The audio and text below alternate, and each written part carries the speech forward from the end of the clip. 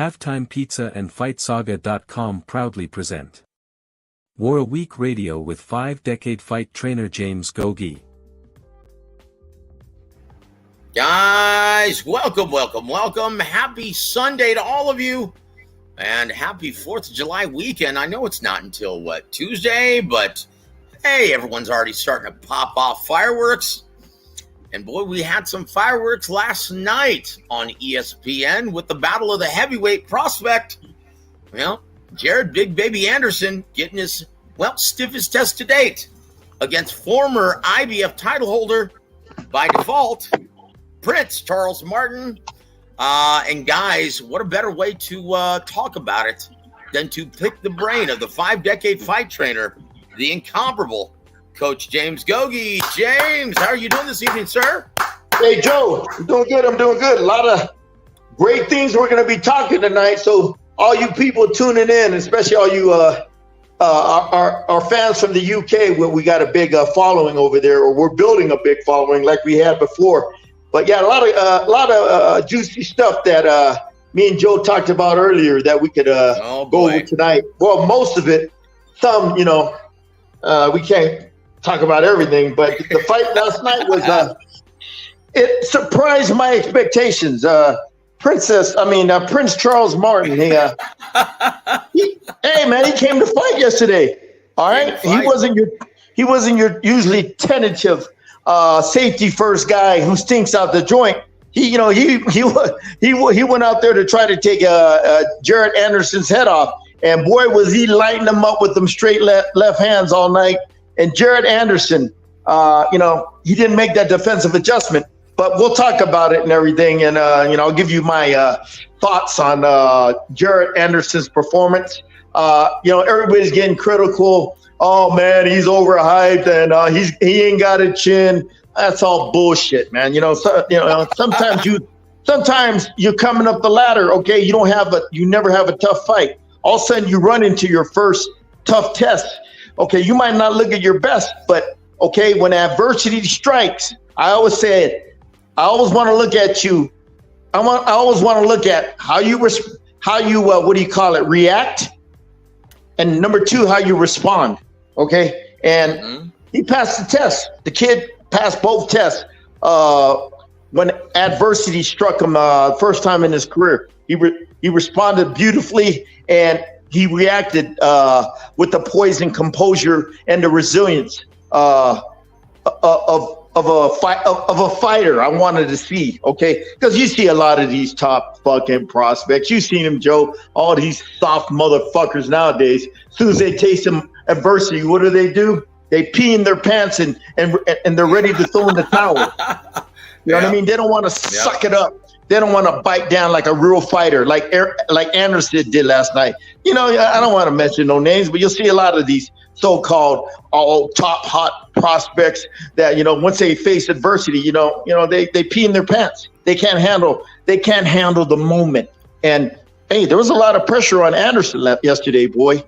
Fighting him, first time fighting in his hometown, sold out crowd. The big expectations they're putting on him as being the next great heavyweight. It's a lot of pressure, Joe. Yep. Well, I tell you what, guys, before we go into the syllabus, I just want to read this. And Coach Gogue's someone in the Hall of Fame. Well, he genuinely agrees with you. And that's Hall of Fame matchmaker, Bruce Trampler. He had this to say about it. He said, quote, "I was very proud of Big Baby Jared Anderson last night. Lots of hometown pressure, toughest opponent to date in ex-champ Charles Martin. Finally got rounds under his belt. Now we know a lot more about where Jared is currently and where we believe he can go." End quote. Bullshit, Joe.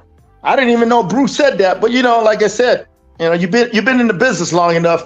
That's the stuff you look for, okay? And Bruce, he's one of the last of the Mohegans, man. Yep. Pretty much, man. You're in the business long enough. Chargan would have said the same thing. Or the late great Don Chargan, he would have said the same exact thing what Bruce said. When you're in this business, you have that same way of thinking and everything.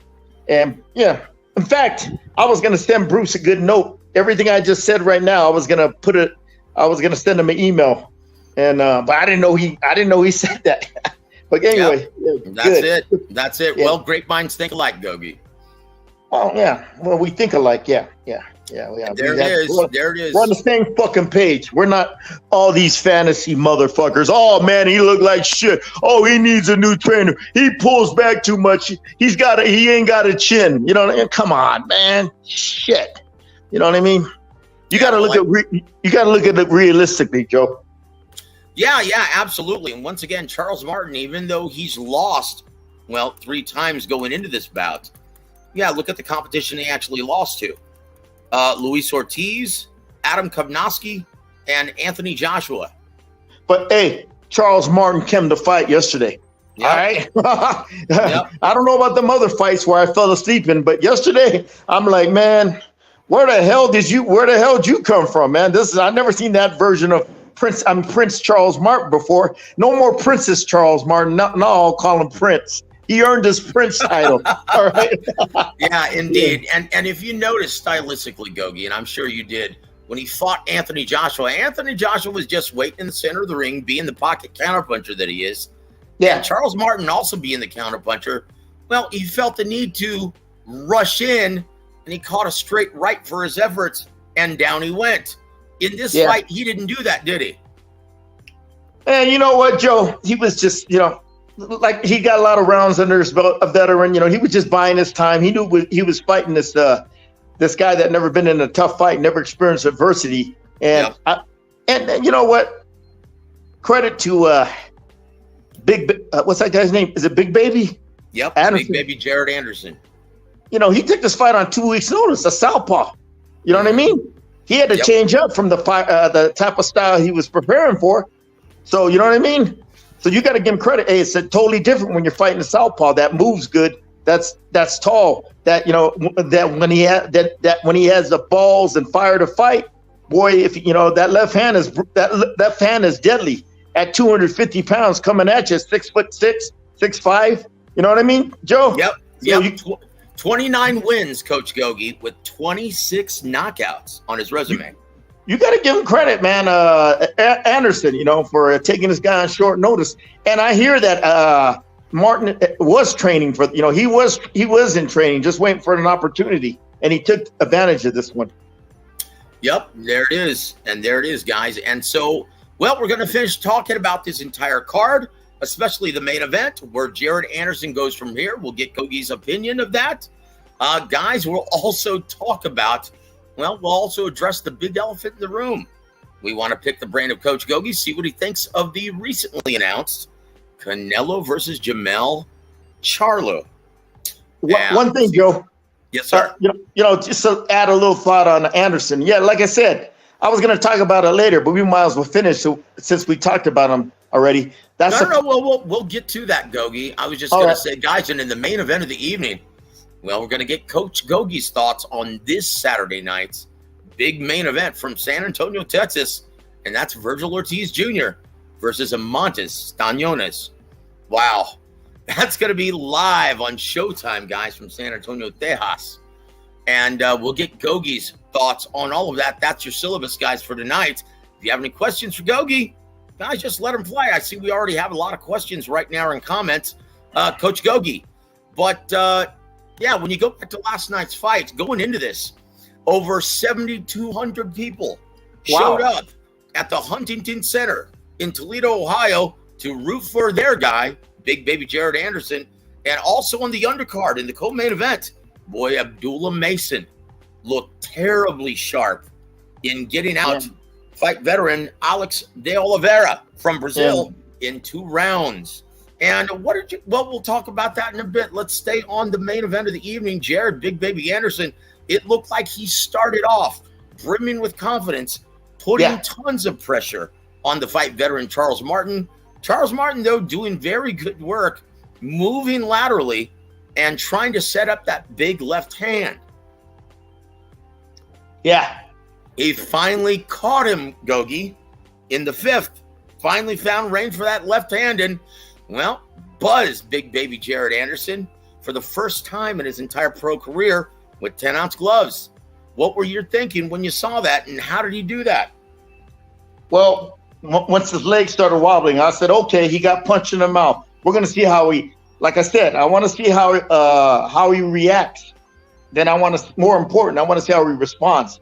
He showed me that mental toughness, that competitive resilience, being a resilient competitor. I always talk about. He showed me the high degree of mental toughness. Okay, so, okay, I got buzzed, but I'm gonna keep pressing, forge ahead. Okay, I'm not gonna let this little adversity hold me back. I'm gonna keep on pressing ahead, sticking to my game plan like he did. Once he got out of the fifth, what changed the fight around? He started using his jab, something basic. He started using it more consistently. Okay, which pretty much put Charles Martin to a standstill. Okay, but that jab pretty much changed the momentum of the fight, and that's adjustment he made. Okay, to change the momentum and get it back on his side. But like I said, everybody was talking about, man, he pulls straight back. Yeah, he does. He wasn't, he didn't make no adjustments, defensive adjustments, because he kept on getting hit big. He kept on getting hit big by that left hand. Yeah, he was.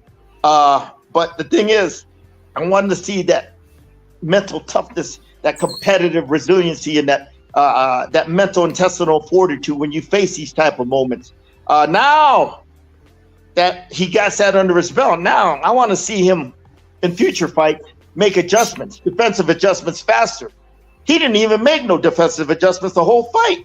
He was he was just trying to pull straight back to avoid that left hand, but he wasn't avoiding it. He was getting hit by it.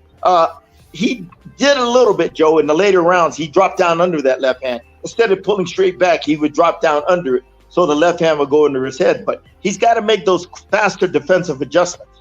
Okay, when he gets hit with a big shot, make sure, like I talked about last week, Joe, when you get hit with a big punch, you don't take 4 or 5 rounds to make that defensive adjustment, because you're going to keep on getting hit, but you're going to keep getting hit by that same punch. You got to make it on the fly, that in the moment decision. Okay, I got hit by it. Okay, he should be smart enough. Pulling back ain't going to work, so I got to adjust my defensive strategy, and he didn't.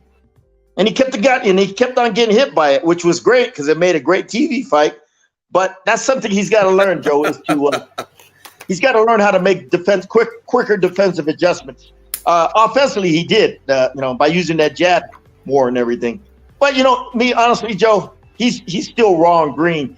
You can see he's an athletically gifted heavyweight, but he's still athletically gifted. Don't mean you got skills. All right, All right. How many great athletes have you seen in boxing that are not skilled? Come on, tons, especially in the heavyweight division. Yeah. Well, all the weight divisions, you'll see guys that are athletically gifted, but they're not skilled. Yep. Okay. They're not. One thing, Gogue, and this has been perplexing me since watching the fight, Gogue. Maybe you can help me out with this. After round 1, he switched to the southpaw position. And guys, if you didn't know, he's really a left-hander. He's a converted southpaw, right? So he switched to the southpaw stance, and he beautifully set up that knockdown at the end of the 3rd round. The right quickly went back to the orthodox in round 5, and he got knocked down. And he's kept on getting peppered with that straight right hand until he went back to the southpaw position in round 8. Why did it take so long for him to go back to that southpaw stance? Joe, it's called boxing IQ. That's what remember I told you, Joe, a lot of great athletic fighters, they lack skill and they lack boxing IQ. That's where the boxing IQ comes into hand, okay? Mm-hmm. Oh, you got to think real fast on your feet. You ain't got a fucking a timeout or a halftime. You ain't got a halftime like you do in the NFL. Go in the locker room and make the adjustments. You got to make it right there on the fly, and you got a second, 2 seconds to make those adjustments, Joe. But the thing is, the more skill sets you have, okay, the more weapons at your availability to make those adjustments. But you got to have the skill sets and the boxing IQ on knowing how to use those skill sets. Crawford, Ward, Shakur Stevenson, Floyd Mayweather. Shit, they're some of the best I've seen at making those defensive adjustments. Okay, on the fly, real quick. Make sure they don't get hit by that same punch. Remember I told you, Joe, my fighter 4 weeks ago. Fuck! It took him 4 rounds, man, to make that defensive adjustment. Getting hit by the jab after the first round. I told him what to do, and he wouldn't listen until he finally got it into his head. He got tired of getting hit by it. So once he made that defensive adjustment from the 4th round on, he won every round. But that's too, like I told him, man, after the fight, you got to make these defensive adjustments quicker, man, especially when you fight better fighters. All right, especially if you're getting hit by that jab, because that's just getting your opponent into rhythm to set up his other punches. But you got to take away that jab. You understand? And that's something, Baby Anderson, man. And look, Joe, he's never had a lot of tough rounds in his career. It's been pretty much he's been asking the questions, but he hasn't been answering the questions. Yesterday night, he answered some questions, and he answered a lot of questions to all the Twitter trolls out there that were just fucking smashing him. A bum, overrated.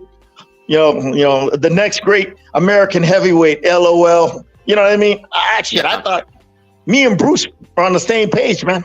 What we were thinking. Brad Goodman probably too. In the immortal words of the great Emmanuel Stewart, Coach, resumes, records, and trinkets are for fans, writers, and network executives who don't quite understand what they're looking at in the ring. Yeah. And unfortunately, that's most fans. Yep. Well, guess what? Go ahead, sir. Guess what? Brad and Bruce, they probably, man, them guys are on the same fucking page, man. When they after that fight, they go, okay, that's what I want to see. Carl Moretti, another Hall of Famer, soon to be Hall of Famer. All them boxing guys at top rank, man. They all, okay, that's what we want to see. We haven't seen it yet. Now we want, and now we see it. Okay, now we feel more comfortable. Okay, about the kid. Can he handle those moments of adversity? How is he gonna, number one, how is he gonna react? Keeping his composure and poise, and how is he gonna respond? By showing that mental toughness, that competitive resiliency, that high degree of mental intestinal fortitude. To me, he checked all the boxes. Now, does he have stuff to work on skill-wise? Oh, absolutely. Him and his coach, I don't know who his coach is, but his coach better start developing this kid, because the kid is athletically gifted. And when you got an athletically gifted fighter like this kid, if you know how to develop your skill sets in a guy like this, he should be a lot better. I know Manuel Stewart, if he had him, Manuel would love to have a guy like Jared Anderson. Let me tell you, big, tall, rangy, athletic heavyweight, Manuel knows how to get the best out of him. And I don't know his coaches, but to me, his coach got to do a better job. And because, hey, everything starts with the coach, okay? Yep. All right? Yep. Everything, like Alabama football, everything starts with Nick Saban. He sets the tone, all right? He sets the vision. He sets the game planning. And his coach, I don't know his name, but he needs to start stepping up his fucking game, all right? Yep. It's hard to disagree with you, Coach. And once again, congratulations to Big Baby Jared Anderson getting the 10-round unanimous decision with scores of 99-90. Well, it doesn't say all of the scores. Oh, hold on. Let me look at the scorecards here. Hold on. It's they're all 99-90. Is that correct? Yeah. 98-91, 99-90. Yeah. All I say, Joe, and Tramp, Bruce, and Brad Goodman, he checked all the boxes, and they're happy. You know what I mean? Yep. And there it is. Hey, Joe, there it is, guys. Let me tell you this, Joe. This is funny. Look at all these motherfuckers, man. Top rank, It doesn't happen a lot, but they'll invest a lot of money in a fighter, and they never pan out. Felix Verdeju, that's one guy.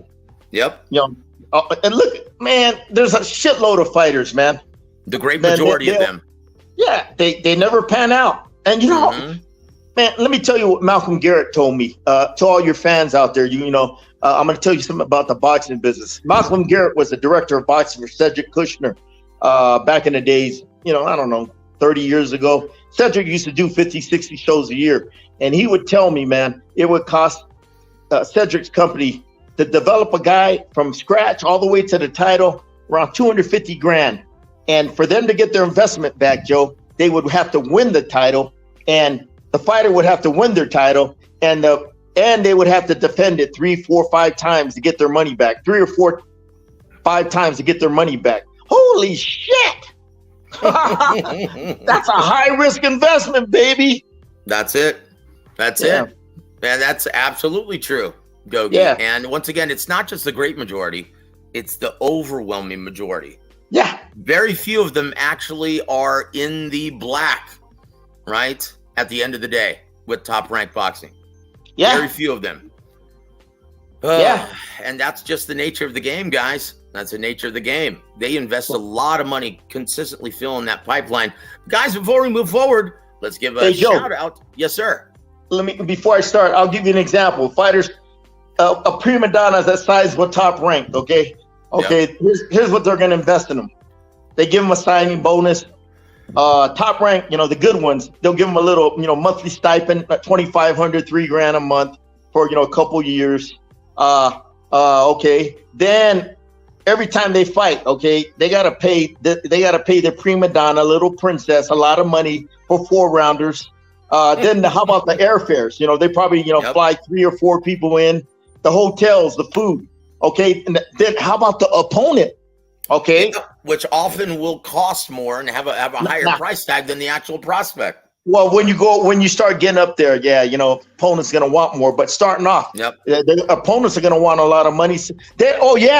How about the medicals? You got to pay for their fucking medicals and licensing and all that shit. Yep. Shit. To get an MRI, the motherfucker ain't no $50. Okay, nope. You fight in New York, Vegas, or California, now you got to go through all this extensive COVID and all this. Jesus Christ. And that's not only for their little princess prospect, but the opponents too. They got to pay for all that. Right. When I used to fight for them guys, when I used to, be on the B side, hell, I expected them to pay everything. Fuck, it ain't coming out of my pocket. So that's just for one fight, Joe. You say you spend like 15, 16, 20, 15 grand on a 4-round, just one 4-round fight. And you got to get them 15 to 20 more wins, and the wins get a lot more expensive. Holy shit. Oh. Yep, that's it, guys. It's a very risky business, and it's a gamble. And, people don't have a fucking clue. And I hear this shit all the time. Right. Oh man, I hear this shit all the time. Oh, the promoters are ripping the fighters off. You dumb motherfuckers. If you only knew how much these promoters risk.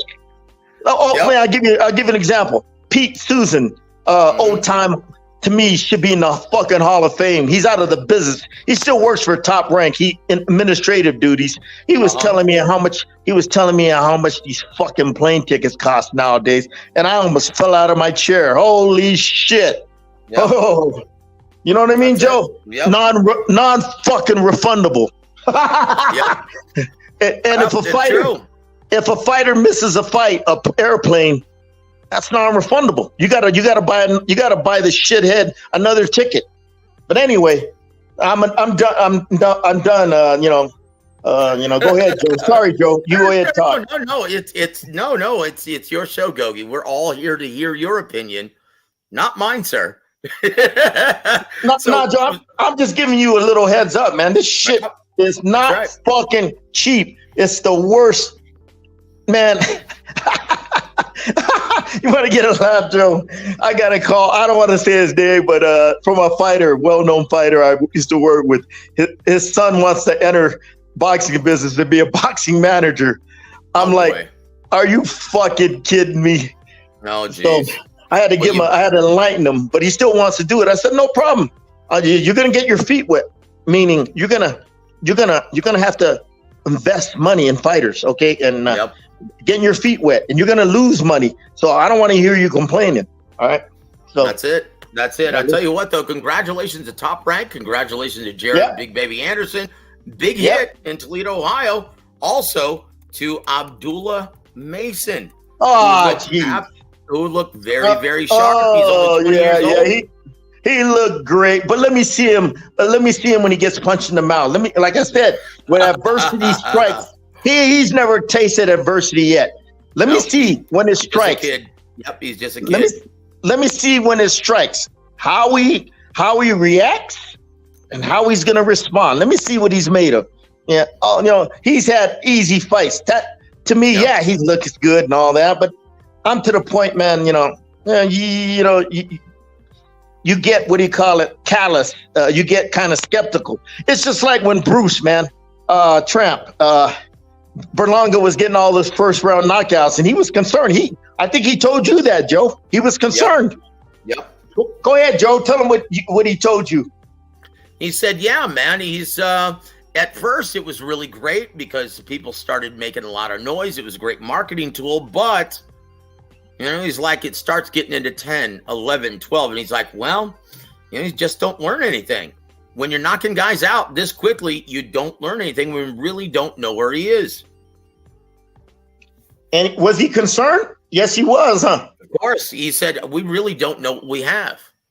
Yep. And now he's ready for the 10-round level, and we really don't know what we have. So we're going to find out tonight, and they found out he can't fight. They found out the kid, he can't fight. He has no skill sets. He has no skills. He has no boxing IQ. But anyway, that's it. You know what you call guys like Berlanga, Joe? A paper fucking tiger. All right. Yeah, that's it. Yeah. But anyway, I'll tell you what. Congratulations to and I tell you what, Jahai Tucker. Well, decided to let his balls hang in the center of the ring and go toe-to-toe with Nicholas Flaus from Puerto Rico. And he ended up paying for it, losing a majority decision in Toledo, Ohio. Joe, seemingly... Did you think he lost, Joe? I'm hearing he got robbed. What did you think, Joe? I didn't see the fight. Look, it wasn't a robbery. It was a very close competitive fight, and it didn't surprise me that Nicholas Flaus actually got the decision. Could have gone either way, Coach. Yep. Look, and this is the thing that really upsets me about this. Jahai Tucker is very, very talented. Once again, he's now competing at 154 pounds. He weighed in at 151. It was a 152 contracted weight last night. And he could have made this fight so much easier from using his height, his range, his skill set, his speed, his reflexes, just beating this guy from mid to long range. Instead, he goes balls to the wall. That's very sporting of him, giving his opponent the only opportunity he has to win the fight. But why would you do that if you don't have to, Gogue? Because he's a cocky, confident young man. He thought what he has would be good enough to whoop the dude in front of him, but it wasn't. You know what I mean? I like his swagger. I like his cockiness, but Jesus, it comes to a point where, if you ever see him, he doesn't listen to his corner. His dad, he's hard-headed. He's hard-headed. Yeah. And also, I tell you what, it's going to be interesting to see how far Top Rank wants to gamble with the very talented, albeit hard-headed, Jahai Tucker. Well, he got his first loss, and he's now 10-1 as a professional. Congratulations to Arslanbek Magmadov. Well, he beat the Bum of the Month Club in Raphael the Nigerian. Let's just call it that. Knocking him out in 2 rounds. Who's that guy? It's another heavyweight prospect from of Top Rank. And guys, they just signed Bahadir Jalalov as well. Oh, that is one hell of a prospect. Bahadir Jalalov, 12-0 with 12 knockouts. That big 6'9" stiff. Yeah. The next, the Uzbekistan Ty Fields. Remember that guy, Joe? Oh, come on. He's better than Big Sky Ty Fields. Come on, bro. We'll see. We'll see. Well, he's an Olympic gold medalist. I don't ever remember Big Sky Ty Fields winning the gold medal, but we'll see. Wow. Yeah, we'll see. Wow. Yeah. Well, I tell you what, let's move on. We're running behind, Coach Gogue. We're already 31 minutes in. Want to give a big shout out to my brother Tycho TV. Salute to you, my friend. And yes, salute to the entire War Week creating a family. Thank you for supporting the coach. O.T. Spears says, the fight is happening at 168. Yep. Is there a rehydration clause for this fight? No. If not, Charlo is in trouble. Well, look, guys, if you, when you're making a fight with Canelo, it's always done by the golden rule. He who has the gold makes the rules. Yeah. Canelo sets the bar, right? How much is he getting, Joe? From what I know, around $5 million. Oh shit! Yep. Why is he in trouble? Exactly. Yeah. And $5 million. Oh yeah, man. Career high payday. Yep. Shit. Yeah, I'd like to be in that kind of trouble, wouldn't you? Yeah. Fuck. We want to welcome my brother Pranay. How you doing, brother? Coach, by the time Charlo steps in the ring with Canelo, he would have been out of the ring for 16 months. Who gives a shit? He's making $5 million. Who cares? Well, we'll tell us how you really feel, Coach. Yeah.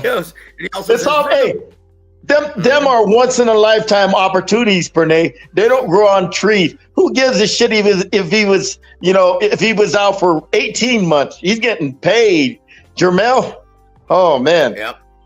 Yeah, he's making a lot more money with Canelo than he would fighting Tim Tszyu, defended his undisputed crown at 154 pounds. Right? Yeah. And there it is. Oh, guys, we'll answer all questions right after we greet everyone regarding Charlo versus Canelo. Okay, we'll talk all about it in just 1 second. So we're going to go blow by this. G-Funky, welcome to the show, sir. Let's go, Joseph and Coach Gogue. Thank you for always supporting the coach, sir, on Sunday. And guys, if you haven't already, please go subscribe and check out my brother G-Funky's channel. Also, my brother Electrojet. Good evening, Joseph. All is well. Hope all is well with you, my friend. Thank you for always being here on Sunday and supporting the coach, my friend. It really means a lot to us, my brother. Also want to give a big shout out to my brother John Smith. Good to see you back here, man. Thank you for joining us from Boxing Gems, man. We really appreciate it. Salute, Joseph and Coach Gogue. Salute to you, my brother. Thank you for being here for the coach. We really appreciate it. Oh, boy, I can't wait to talk about the Canelo fight with you, my friend. Hey, it's creating some buzz, so it should do good at the pay-per-view. You know what I mean? Yeah. Guys, it's all about risk versus reward. And we're going to go through the lineup. We're going to get Coach Gogue's thoughts on it. EJ says, I thought last night's fight was the perfect step-up fight for Anderson. Yeah. Well, you're in good company, brothers, because so does James Gogue. Yep. He also says, G-Funky also says, Anderson pulling straight back is a big no-no, brother. No. he better figure that fucking shit out, him and his coach. Or next time when they fight a better fighter, it won't end up so nice. He might be on his ass. I mean, come on, there's heavyweight division, there's some good punchers in there, man. Yep, that's it. Might be looking up at the lights. I also want to give a big shout out to my brother Punchy. Welcome to the show, sir, and thank you for always supporting the coach every Sunday. He says, salute, Joseph. Another Amero bum exposed last night. He's talking about Jared Anderson, sir. Or maybe he's talking about, Jahai Tucker, maybe. I don't know. But no, I'm assuming he's talking about Jared Big Baby Anderson. Yeah, everybody's saying that. Yep, and welcome to the show, sir. My brother Ralph Unreal. He says, Poncha, you just betrayed the USA.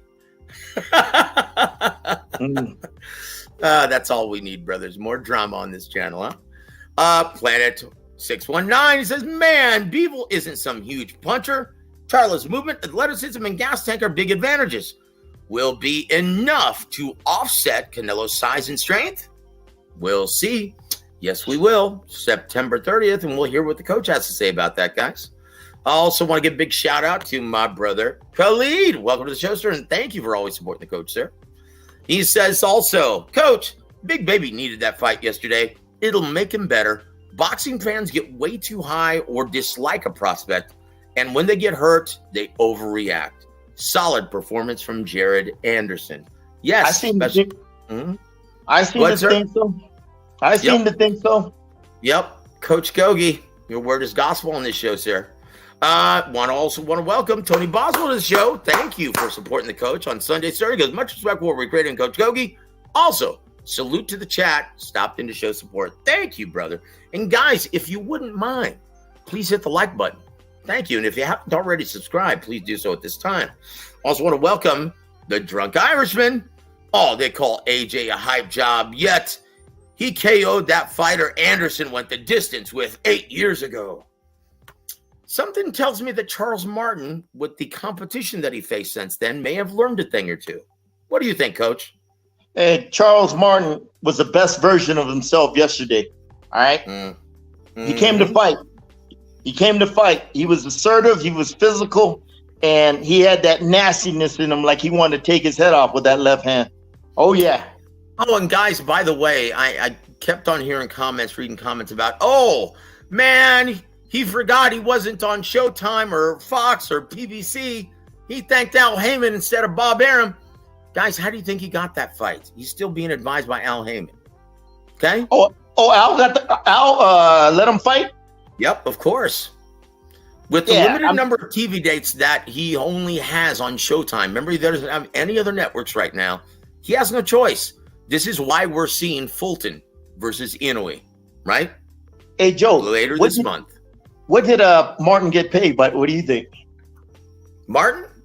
Yeah. Oh, Chingao. Short notice. You know what?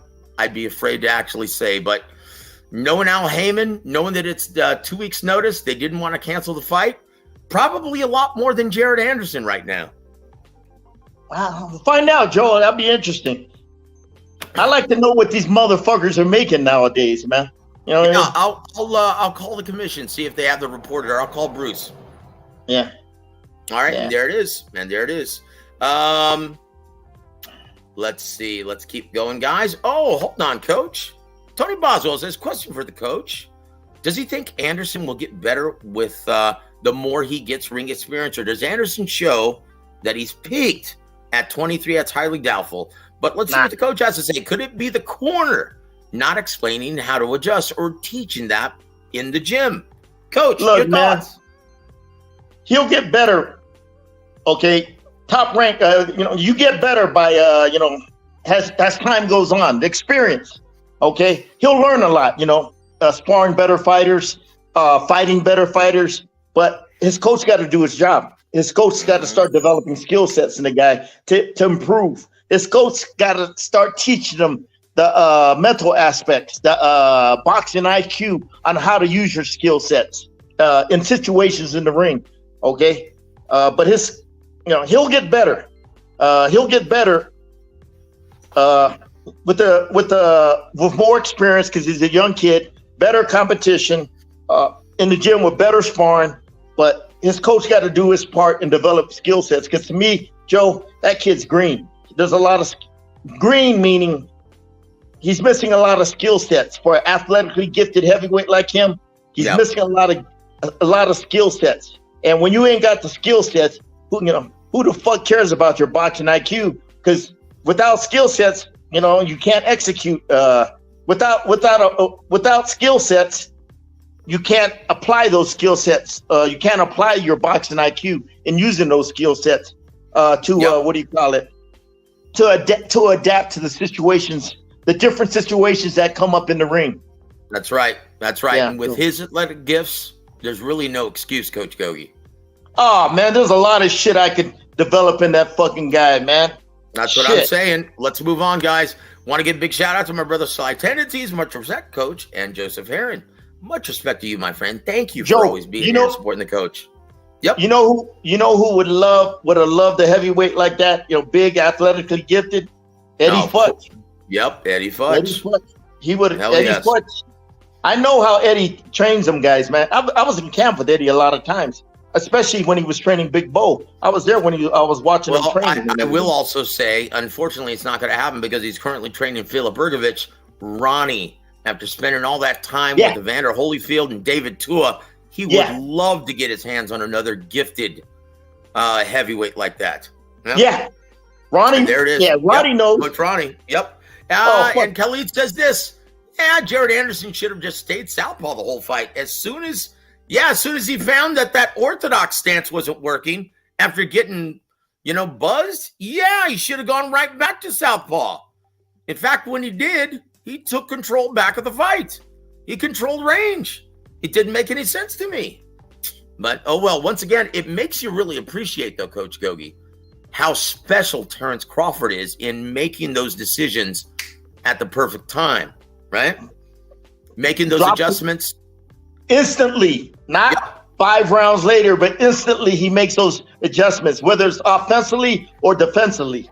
Yeah. Yep. He's a special fighter, guys, and we're going to see it July 29th against another special fighter, Errol Spence Jr., and you guys had better purchase it. I'm not, Joe. I'm in Mexico. I get all that shit for free. Oh, you don't count, brother. Stop rubbing it in, man. I'm not paying for that fucking what do you call it? Overhyped fight that should have happened 5 years ago when they were in their better, younger prime, not their fucking older prime. You know what I mean?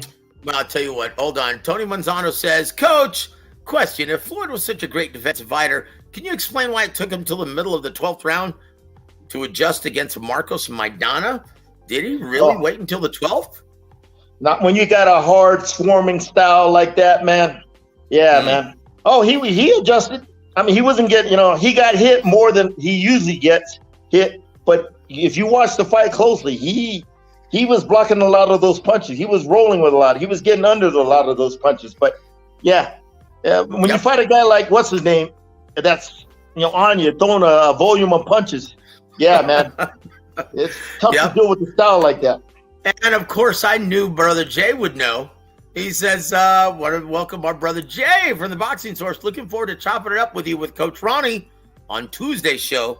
Well, that's going to be a big one, guys. Please tune in for that. He says, as Coach is Derry Riley. He's been with Jared for a very long time.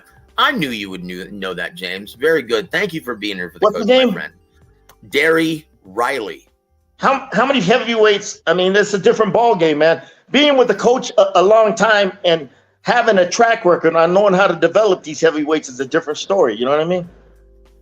Yep. There's it's a completely different animal. Yep. I'm going to tell you this, Joe.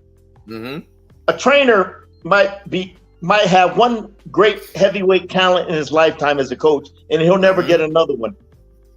Yep, that is correct. They're very rare, guys. Special fighters are very rare. Indeed. Guys like Manny Pacquiao don't just walk in your gym every day. But the thing is, Joe, you got to have I don't know his coach, but a heavyweight trainer that has experience and knowing how to develop the talents, the unique talents of Jared Anderson. Yep. Hey, man, you know what I mean? That's you know what I mean? Guys like Emmanuel, Eddie Futch, to me, are great heavyweight. They're great. See, look, people out there, there's 2 types of boxing. There's the heavyweight division, then there's boxing, okay? Yep. Heavyweights, back in the days, heavyweights were the big boys. As the heavyweight division rolled along, it took the rest of boxing with them, okay? All right, heavyweights, what do you call it? They were the what do you call it? The big boys, the king of boxing. Not no more. But there's only a few great trainers I've seen in my lifetime that could that know how to develop and bring out the best in heavyweight. George Benton was another one. You know what I mean?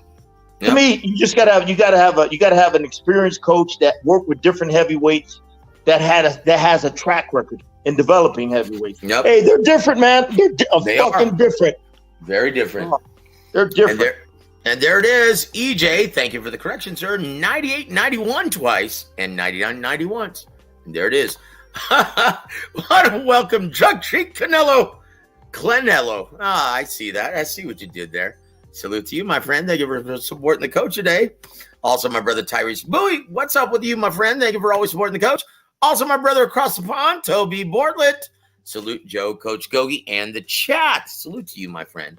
Thank you for being here for the coach. Also, Jesus M. Yep, saludos, coach. And yeah, James from the Boxing Source agrees with you. Man, that airfare is nuts. Yes, it is. Yes, it is. Oh, fuck. And there it is, guys. I think we can move on. Well, no. Got to give a big shout out to our other brother across the pond, here to there. I was surprised Martin was in that good of shape last night. That was a good heavyweight scrap. Yes, it was. Yes, it was. Surprised the shit out of me. Yeah. Also, I give a big shout out to my brother Dre Fias. What's up, Joseph? Salute, you dig? Salute to you, my friend. Thank you for always being here, brother. Also, Jewel Titan, LLC. Canelo Fight News completely overshadowing Bud Crawford versus the Lie Spence. Oh, boy. Chink out, dude. Oh, boy. Boxing fans will always find something to complain about, won't they? Yeah. I tell you what, let's move on now, guys. Coach Gogue. Yeah, when I first found out, Coach, I got the call from Ronnie Shields, and he said, you know what? We're not getting the fight. Unfortunately, found out earlier this week. And I got the sense when I talked to him on Tuesday night show as well that this was going to be the case. But he solidified it the following evening. He said, yeah, unfortunately, we tried to expedite and tried to finalize Jermell Charlo's divorce. I had assumed that it was already final. I didn't think it was going to be an issue anymore. But apparently it is. And Coach Ronnie said that's the only reason why Maul didn't get the fight. She absolutely refused to speed up the process, and she absolutely refused to sign on the dotted line. It wasn't going to be official until well after September. So they moved with their contingency on 5 days' notice, guys. Now, once again, anyone who understands or has been listening to Tim Tszyu and Jermell Charlo, they were genuinely in the process of putting together that fight. All of a sudden, Mel gets the call, and what do you think he said, Coach? Bye, Timmy. Fuck you. I'm getting paid $5 million. Fighting your bitch ass, I ain't gonna get shit. Fuck you. There it is, guys. And Coach Ronnie and Coach and Jermell Charlo, they were both gutted. And I tell you what, it's a damn shame. It almost seems like his ex is single-handedly trying to destroy, well, her soon-to-be ex-husband's career. Oh, yeah, Coach. These vultures. They're fucking vultures out there. That's why I never got married. Don't plan on getting married. Yeah, vultures. Yeah, I tell you what, you against the world, boy, it's hard enough. You against someone against the world, boy, it's virtually impossible. I mean, why, dude? Why wish something like that on your, even though you guys are getting divorced? Why still, man? You know what I mean? That's not good karma. Father of your 5 kids. Yeah. Well, and there it is. Yeah. Hopefully, Jamal gets that fight. In the distant future. Look. What Ronnie told me, and once again, I've already told our extended family, but anyone who didn't listen to it, I'll go and repeat it. According to Canelo, he really felt for Jamal. And he says, my friend, after I whoop your brother's ass on September 30th, I promise you, I give you my word as a man, that I will give you the opportunity to avenge his loss Cinco de Mayo weekend next year. Yeah. So we're getting a twin bill. If Jermell does indeed get his ass whooped, and we'll hear what Gogue thinks about the style matchup, about all the intangibles, about Mel moving up in a legacy fight, 2 weight divisions to face arguably the hardest puncher in that weight class. We'll see what Coach has to say about it. But yes, after that, if he is indeed successful, Canelo, yeah, he's going to meet with his brother. That is one hell of a storyline, Coach, for the mainstream and casual audience, isn't it? Yeah, I mean, this fight has some intrigue. You got undisputed junior middleweight champion moving up 2 weight divisions to fight the undisputed super middleweight champion. So, yeah, interesting. I tell you what, it's going to be interesting to see what happens. It's going to be interesting to hear what Coach has to say after we rattle off the tail of the tape for Jermell Ironman Charlo. He's going to come to the ring at age 33. The smaller Charlo twin. He stands 6 feet tall exactly in the center of the ring. Fights behind a 73-inch reach. Born in Richmond, Texas. Now living in Houston. He comes into the ring with a fine record as the undisputed Super welterweight champion, 35 wins, 1 loss, 1 draw, 19 big wins coming by way of knockout. Coach Gogue, pros and cons going into this matchup against, well, the undisputed king at 168, Canelo Alvarez. The pros is he's getting $5 million, baby. The cons is, man, is he going to have the power to get Canelo's attention that you're going to need? Okay, can he use his athletic superior? His athleticism he used against Castano. Using that rangy jab, that right hand behind it. Okay, it hurt Canelo to get his attention. I don't think so. But anyway, he's an undisputed junior middleweight champion of the world at 154. That's where he's most effective. He's jumping up 2 weight divisions. Guys, when you fight in bigger, that's why they got weight divisions, Joe. All right? Mm-hmm. Yep. Super middleweights don't fight junior middleweights. Okay? Let me give you an example. When you fight a naturally bigger guy, they could take your punch so much better. When you hit them, they just absorb the punch like a sponge absorbing water. It doesn't affect them. Okay? Yep. And when you get in the pocket, you can feel that. And they get physical. You can see that. You can feel that extra weight. Like, holy shit, this motherfucker's strong. But here's the thing: when they hit you, that's when you really feel it. Like, man, oh boy, man, there's a difference. Jermell is gonna say, man, there's a huge difference between getting hit by Castano and this motherfucker. You know what I mean? Let me ask you something, Coach. Unless your name is Manny Pacquiao and moving up to fight a melted over the hill Oscar De La Hoya, it usually doesn't end well when you're jumping up 2 weight divisions, does it? Well, what's his name? Shot. Yeah, De La Hoya was completely shot by the time he fought Pacquiao, and they overtrained him. Remember I told you that? Yeah, you told me that. Yep. Yeah, Angelo Dundee, who was an advisor, camp advisor, he was calling Don Chargent every day. Oh man, they're overtraining the kid.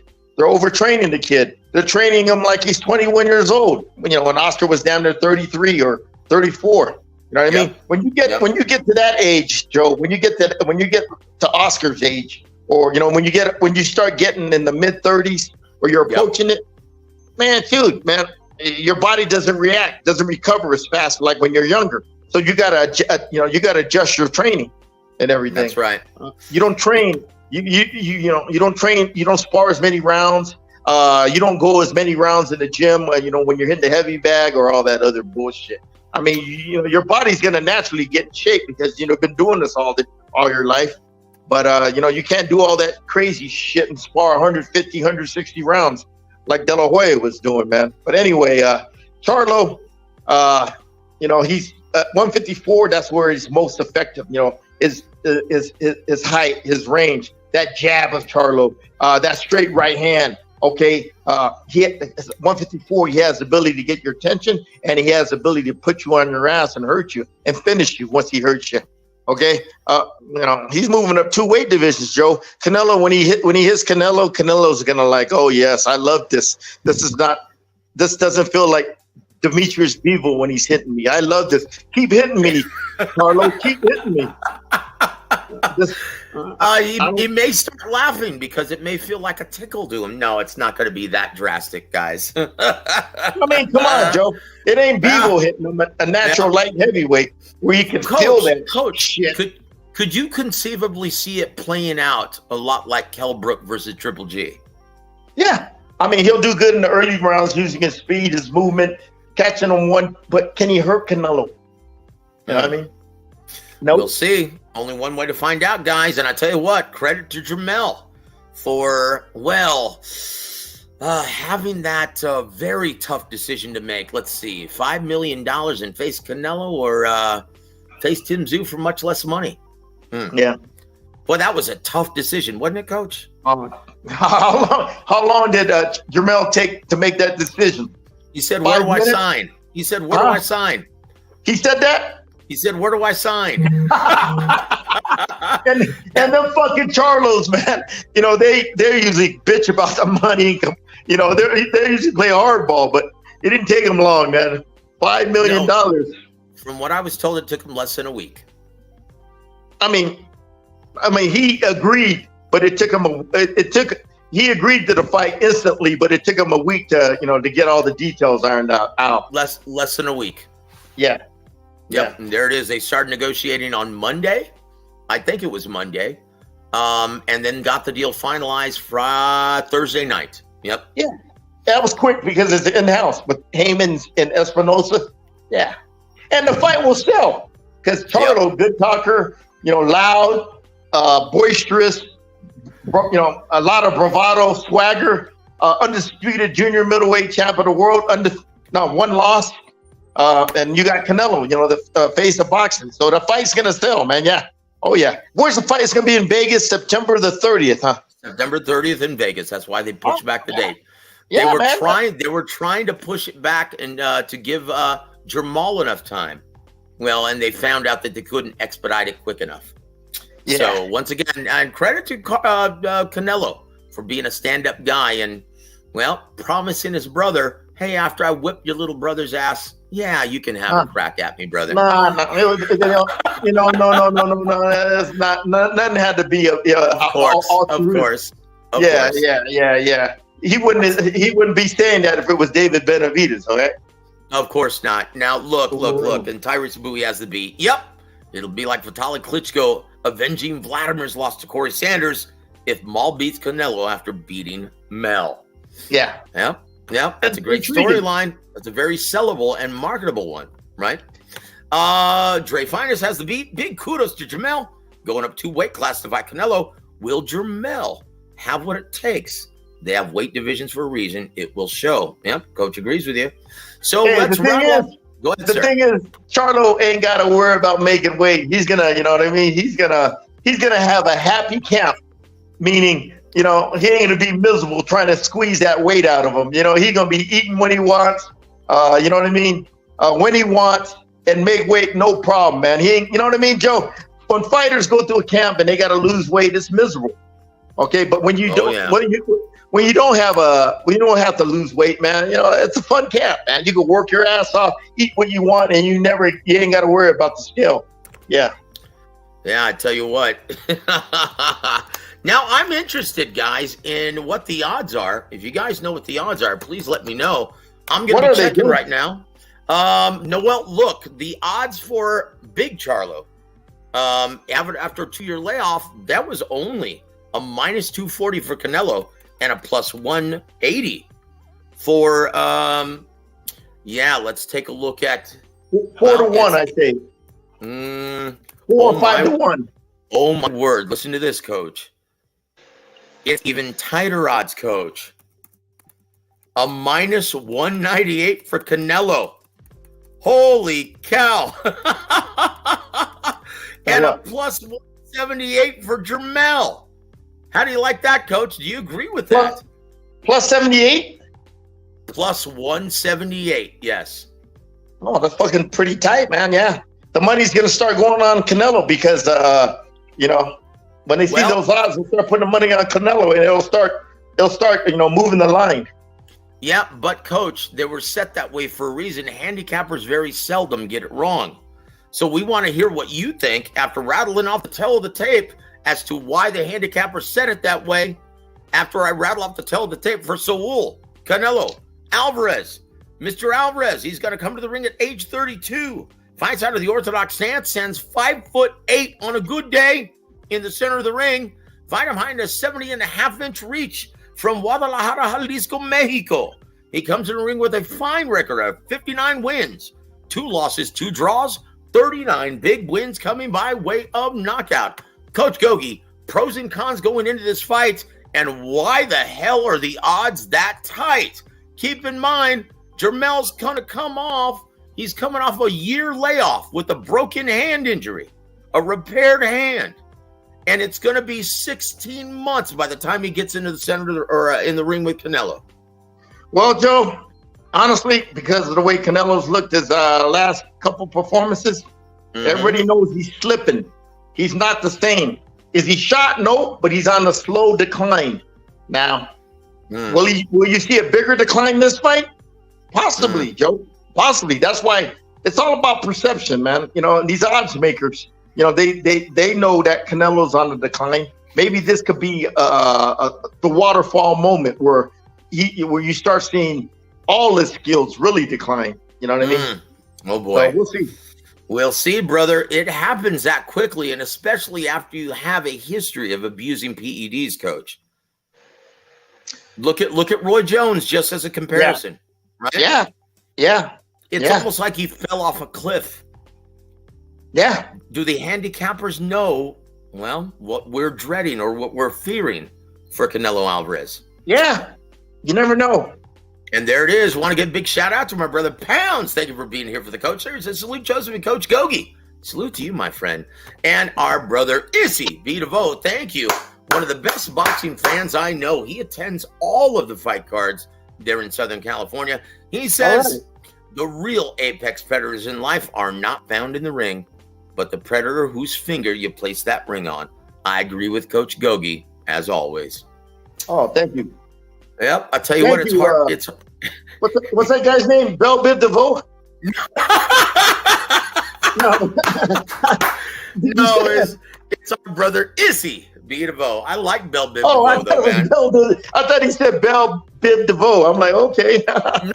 Fun fact, though. Fun fact. At a nightclub that I was bartending at called The Reflex back in 1990, Bell Biv DeVoe actually performed there at a club show. Oh, really? Yep, when they came out with their first album. Yep. Oh, I didn't know. Oh, that must have been awesome. And there it is. Yeah. Here, Anthony Manzano wants to bring up what we were talking about a little bit earlier. Sorry about the wait, Tony. We appreciate you being here for the coach. Always, man. We love you here. He says, Coach and Joe, the one issue I have with both Jared and Anderson and Jahai Tucker is the over-reliance on the young bull mentality and their natural athleticism, ignoring the fact that the gray boxers, I'm assuming, aren't going to lie down. Is that what you mean? Coach, do you have anything to add to that? Well, it's all experience, Joe. It's all young. They got to learn how to temper that bravado, that swagger, and start fighting more intelligently. Okay, patiently. Okay, like that guy, that Tucker fight. I haven't seen the fight, but that bravado, trying to go toe to toe, thinking he was just going to walk through him. Yeah, no. Sometimes, a lot of times, you face a guy in there that can take your best punch. Therefore, you better have different options in there instead of just one option and trying to use your power running game like he did. You gotta mix up your attack, vary your attack in there, and that's where like I said, your coach. The more skills, the more weapons he adds to your arsenal. Okay, and if he teaches you how to use them in the scenarios which happen in the ring, which change all the time, and when the scenario changes in the ring, well, you got to adapt and change too, and you might have to bring out a different tactic. Okay, but if you don't have a coach to teach you to develop the skill sets, more weapons in your arsenal, and teach you how to use these weapons in the different scenarios that just pop up in the ring, well, guess what?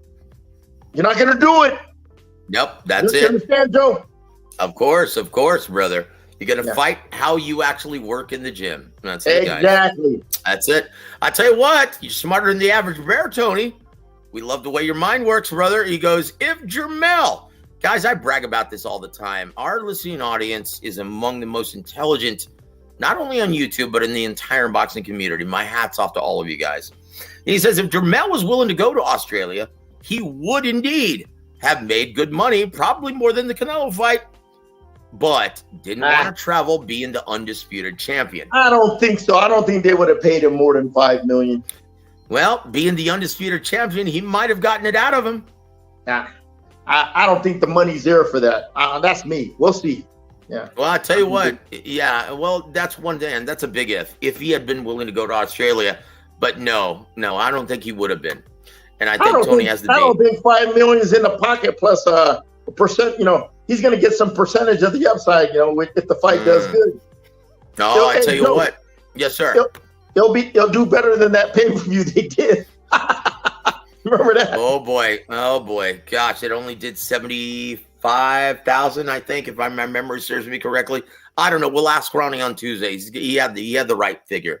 They didn't get no upside on that. I guarantee you. Hell no, brother, they didn't. Yeah. We want to welcome S2SM. He goes, brother, will you talk about Vergil versus Stanionis in due time, sir? We're coming up to that. Yeah. We're coming up to that. We just want to get Coach Gogue's final thoughts on this matchup. And Coach, let's see. John Smith has a good question. He says, Coach, do you think Jermell could possibly go all 12? Or will Jermell just do good until he can't anymore? You know what? Canelo's declining. Your thoughts, brother. Canelo's declining.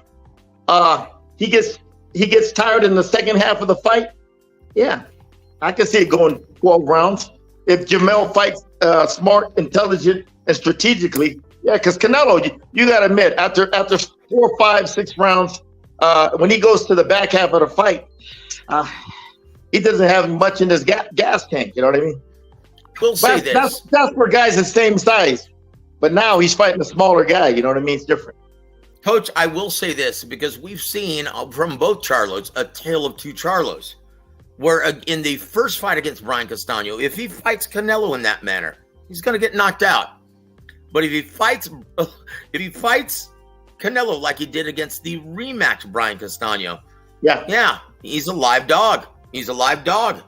Intelligent footwork, lateral movement, staying off the ropes, okay, and just executing what Jermell does best, the fundamentals, the basic, that jab, the straight 1-2s, movement. You know what I mean?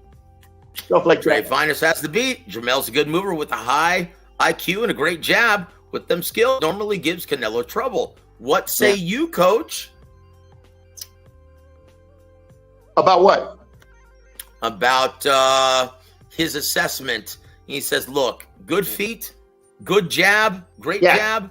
Yeah, those skills customarily give Canelo real issues. Look at Bivol. Yeah. Look at Erislandy Lara. Look at Floyd Mayweather. Look at Triple G. Yep. Look at Danny Jacobs. Canelo's a natural puncher. Punchers got to set their feet in order to be effective.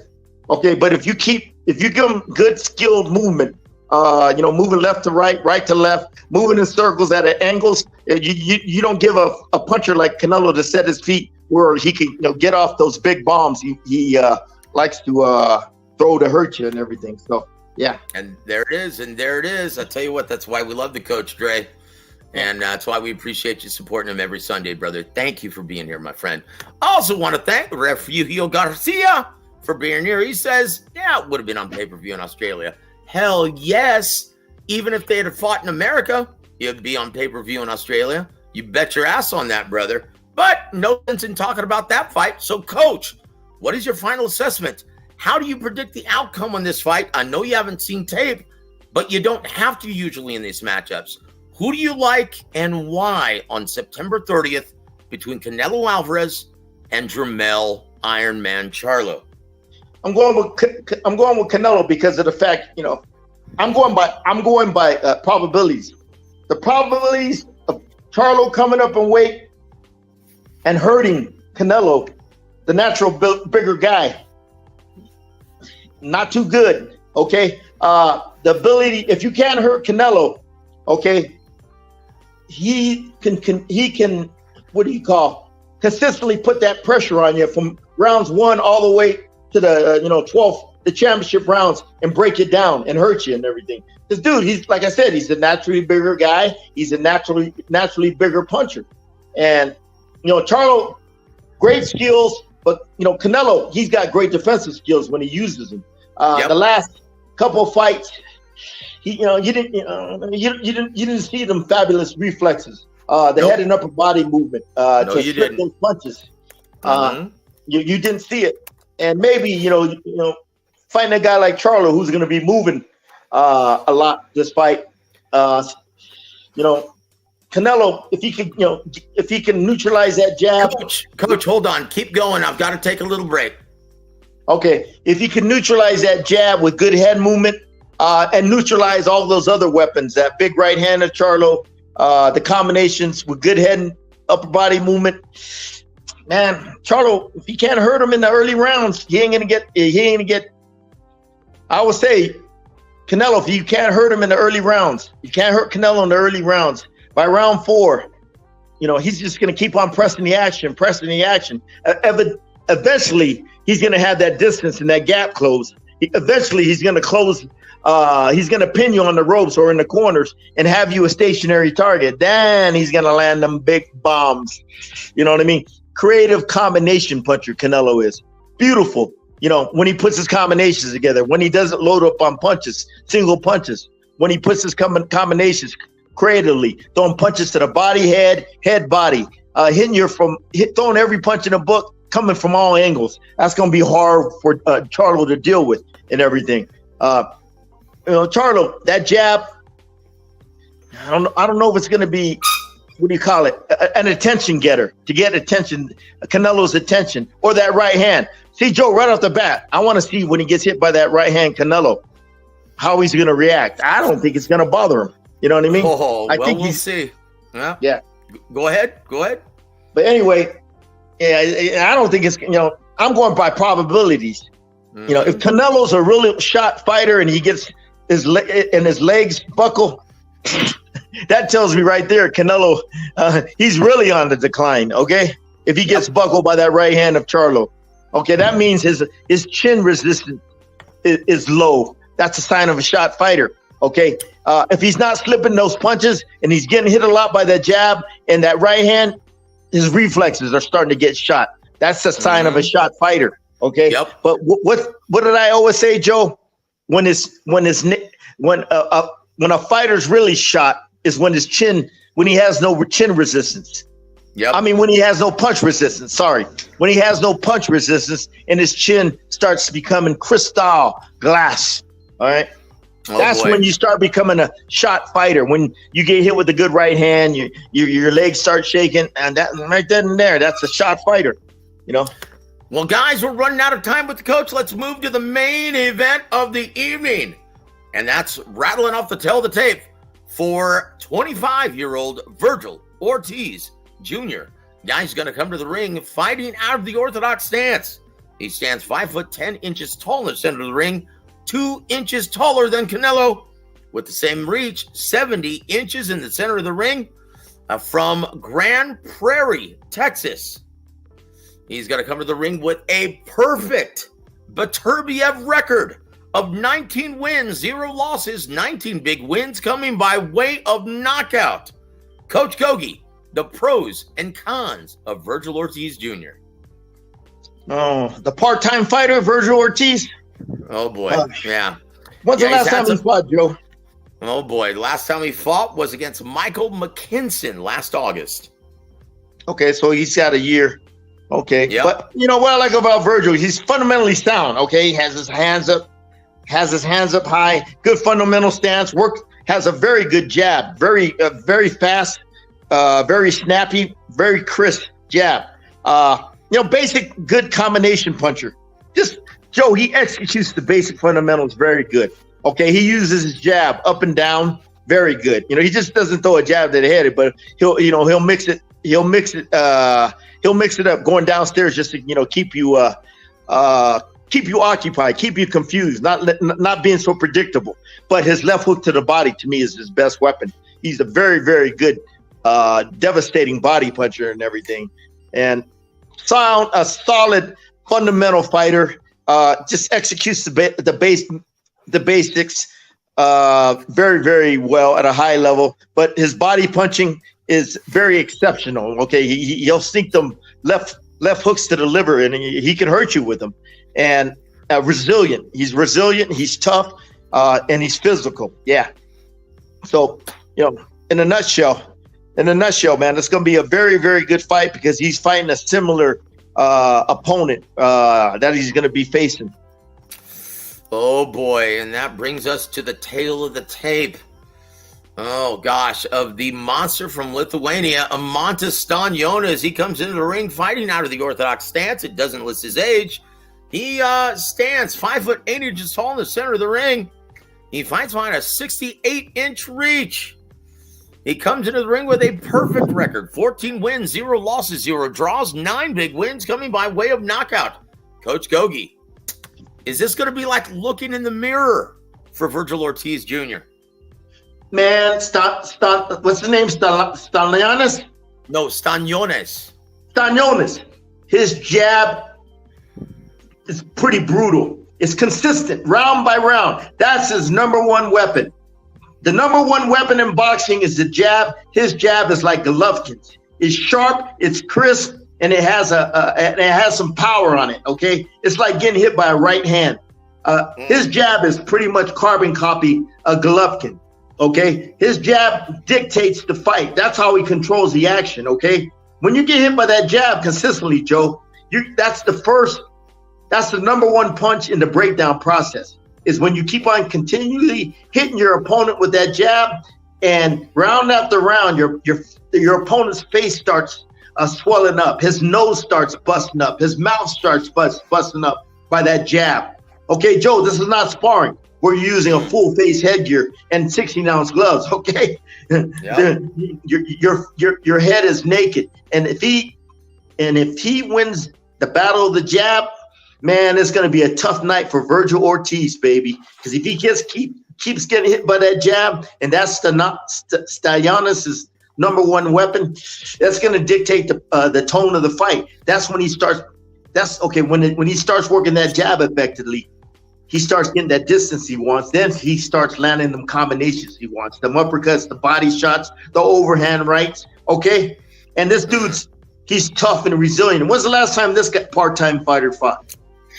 It was on the undercard of Spence versus Ugas, in which he got a split decision over Ratsai Butayev. That was garbage. He won this fight decisively, guys, with Robert Hoyle and Jose Torres scoring the bouts 117-110 and 116-111, respectively. And Javier Alvarez scored the bout for Butayev 114-113. Wow. Well, that jab of his was the key, though. Okay, yep, that was the difference between him. That was the difference between him winning and losing the fight. Virgil's got a damn good jab too. Okay, but this kid got a good jab. But I think this kid could. I think this kid has better defense of taking away Virgil's jab than Vergil has taken away this guy's jab. The key is that jab. Both got great jabs, but this guy's jab is steady and consistent, round after round. Virgil's is too, but that left hook to the body too. That's Vergil. Oh man, this is gonna be a good fight, man. This is a very evenly matched fight. Sounds like it's a pick'em fight in your mind, Coach. Styles make fights. In this fight, styles make exciting matches. This fight, boy, it's a battle of who could take each other's punch and who can establish their jab more effectively. That's going to win the fight. And oh boy, yeah, man, it's going to be a good fight, a good solid fight. That's why this is for the title eliminator, is it? No, this is for the end. This is for Eimantas Stanionis' interim WBA regular 147-pound title. Yeah, what's basically the mandatory challenger. Yeah. Whatever. This is a good, solid matchup by two good, solid pros. Both have a high degree of competitive resilience. Both are mentally tough. Both are physical. Stanionis has a big amateur background, a bigger amateur background than Ortiz, which will help him in the fight a lot. Okay, but that jab of his, man, that could be the difference between him winning that fight. Okay, and pulling ahead. Joe, it's the little things. That jab, man, if he's landing that jab more consistently, man, just fucking you don't have to be any dumb judge can see he's landing that the harder, the sharper, crisper punches. Yeah. Yep. That's it. But it's the damage he's gonna cause to Ortiz if he keeps on landing that big jab. Okay, it's gonna break him. It's gonna break his face up. Yep, I'll tell you what. It's such an amazing fight, Tony. He says, Joe, I'm a big fan of Vergil Ortiz, so I'm wondering where he's from. Grand Prairie, Texas. Is that outside of Houston, Dallas, San Antonio, Austin, or El Paso? It's in the DFW area, which is Dallas-Fort Worth. It's the Metroplex, baby. The Metroplex. It's one of the biggest metropolitan areas in the entire country. Yeah. So yeah, Grand Prairie is like Denton or like it's a huge conglomerate of areas, right? The metropolitan area of Dallas Fort Worth. All right. I known Vergil when he was a little kid fighting in the amateurs, 14 years old, man. Yep. You know, he always had natural punching power, even when he was that young. That left hook of his, man. He was knocking guys out in the amateurs, a lot. Yep, yeah. Indeed. I tell you what, though, fun fact that you taught me, Gogue. Frank Martin has a victory over Vergil Ortiz in the amateurs. National Gold Gloves 2016, Utah. Yep. He outboxed the shit out of Vergil and even dropped him. Yep, that's it. I tell you what, I do have to acknowledge this. My apologies for anyone who heard me go off, right, on last Thursday's broadcast, right? But you know what? You mess with the bull, you get the horns, homie. That's all I have to say. Good riddance to bad rubbish. It was a wah. It was a wah. Dude probably looks like a pot-smoking Campbell soup kid. Anyway, that's all I'm going to say about that. But Gogue, I tell you what, you are absolutely right. I cannot wait to see this fight live, guys. It's going to be at the AT&T Center, home of the San Antonio Spurs. Coach Gogue, it's about that time. It's time for well, let me find the odds first. Hold on, I can't believe I didn't have these ready. Okay. Let's see. Let me just pull this up real quick, okay? Oh boy. Oh my gosh. This can't be right. Oh boy. This cannot be right. Now, what according to these odds makers, they're saying that Canelo versus Charlo is tighter odds than this? Coach Gogue, let me see if you agree with this. Vergil Ortiz Jr. minus 330. Eimantas Stanionis plus 290. Yeah, and that's because out man. He's Golden Boy promotion. Younger guy. Youthful, athletic. More. Joe. Man, it's going to be a tough fight. This is one of these fights, Joe. Every round is going to be close, but Vergil, Vergil will get the nod. You know what I mean, Joe? Especially if this dude keeps hitting Vergil with his jab consistently, it's going to make those rounds real close, okay? Then, Vergil's going to have this is fucking Texas. He's going to have the benefit of the doubt on the judges. Yeah, dude. You know what? This is in Texas after all. Puro Mexicano, Holmes. Yeah. Hey, Joe. How are ticket sales going for the fight, and are you going? I'm going to find out this week, brother, when Golden Boy comes to town. I'll find out exactly from Eric how ticket sales are going. Are you going to the fight? Maybe, maybe not. It depends on what's going on. I've got a lot of things, but I'm definitely going to the weigh-in, and I'll report from there live, guys. I also promised someone that I'd get some footage for him. So yes, I'm going to the weigh-in. I'll do a ton of interviews. I'm going to present Coach Ronnie with his brand new Real Boxing with Ronnie Shields t-shirt, just as I'm going to pick yours up and mail yours to you, Coach, as well. Hey, guys, Joe, I'm picking up shirts on Thursday, so yeah. You got to give Floyd, that guy from Floyd Schofield, that guy there, Golden Boy's pumping up. He's going to be fighting on the card too. So that's right. He's in the co-main event, guys. He's in the co-main event, and that's why Ronnie's going to be in town. And so, we're going to hang out on Friday. We're going to have a good time. Hopefully I can make it to go see their press event, final presser on Thursday. Yeah, it's going to be a fantastic event, guys. And I hope everyone in South Texas shows out, because this has Fight of the Year written all over it. Excellent matchup, baby. Excellent matchup. Hopefully we get it free over here in Mexico. I got to check. You know what I mean? You there? Yeah. I tell you what, Coach,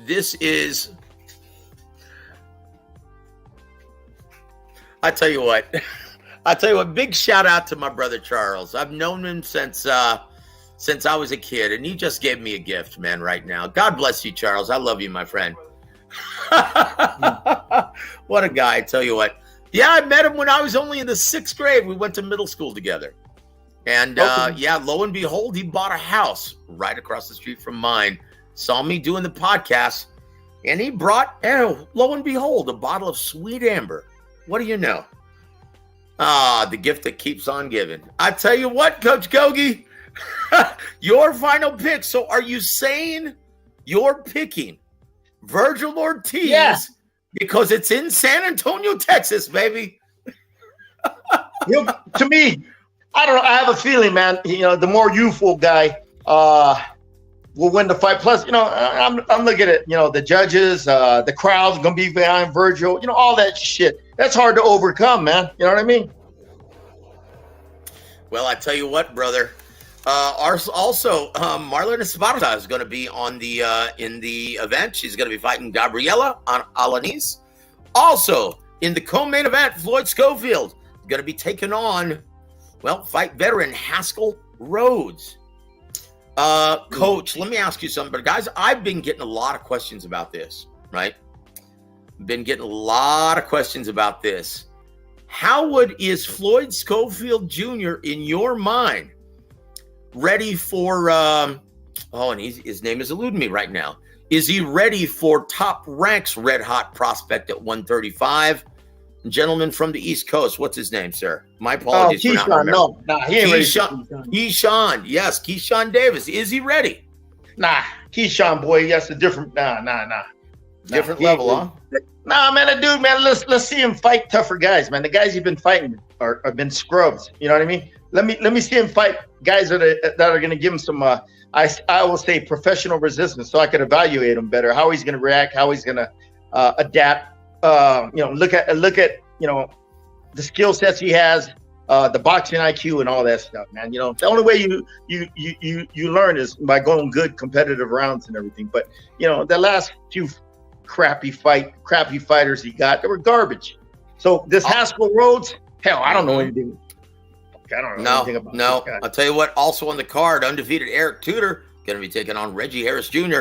And surprise, surprise, just added to the card, Jojo Diaz versus Jerry Pettis. How do you like that, Coach? Jojo Diaz, that'd be a good opponent for Floyd later on. They're gonna match him up. And Floyd, from what I see, he likes to train. He loves to work hard in the gym. You know what I mean? You can see his body looks, physically strong. But I always say a beautiful body don't win fights. Okay. That is very true, Coach. That is very true. I tell you what. This is gonna be fun card, guys. I tell you what, I just made my decision. Yeah, I'm gonna take that credential from TMB Promotions. I'm gonna sit with them. Yeah, I'm gonna go see this card live. This is gonna be a great one live. Rick's going Maronis. Yeah, he helped some of the matchmaking on the undercard. Oh, okay, good. Okay. So yeah, I'm gonna be with TMB Promotions, right? I thought, don't they give you a promotion from from a media? I didn't apply for a media credential this time. Okay. Yeah. Okay. So because all the work that I've been doing. And tell you what, guys, big event coming up on August 26th. I'm going to be once again doing ring announcing. And we also just locked up a ton of sponsors for this event. We're going to have 12 fights on this all-day event, Saturday, August 26th at the Shrine Auditorium in San Antonio, Texas. How do you like that, guys? I've been busy lately. So this is going to be a very, very fun summer, guys. And if you're in the South Texas area, please come and say hi. If you're going to this fight on Saturday, please come and say hi. I'll be there with Coach Ronnie at the weigh-in. Okay? And yes, Tyco TV has the beat. Sweet Amber, nothing better than hanging with the coach. Coach Gogue on a Sunday night, sipping some Sweet Amber. Here's to you, Coach Gogue. I'll tell you what. Let's see, isn't there another fight? Yes. Want to get your thoughts on your former fighter, Roymon Villa versus Jaron Ennis, main event in Atlantic City, New Jersey on Showtime, sir. Next week? This Saturday, the same day as Stanionis Vergil Ortiz. Look, man, I always like watching Stanionis. I think he's one of the, the bright stars and future stars in boxing. Villa, he gets hit too much. Enos is gonna whoop his ass.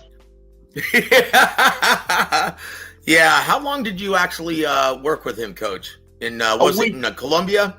No, it was in Colombia. He was a pain in the ass. I worked with him a week. He didn't want to listen. He was hard-headed. I said, get the fuck out. And there it is. Coach doesn't play. Coach doesn't play. Yeah, and back then, they were talking about it. He was like 20-0, 21-0, 20 knockouts. I don't give a fuck about that shit. The motherfucker don't want to listen to me. Want to do what I say. Gonna be a pain in the ass. I don't give a shit. I'm like, yeah, go ahead. You're gonna have to find another gym. Oh boy, I tell you.